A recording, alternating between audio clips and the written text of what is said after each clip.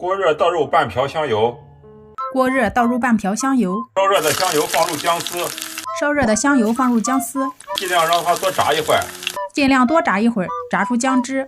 然后加入一个老母鸡刚下的新鲜鸡蛋，再打入一个小母鸡刚下的新鲜鸡蛋。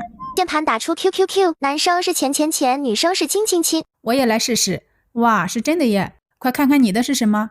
我们用筷子慢慢的搅动均匀，再用筷子慢慢的搅动均匀。快熟的时候加入红糖，快熟的时候加一勺红糖，然后搅拌均匀，炒成这样就可以了。炒成这样就可以啦。熟了以后姜味真的变淡了好多，家里有磕的，快试试这个方法吧。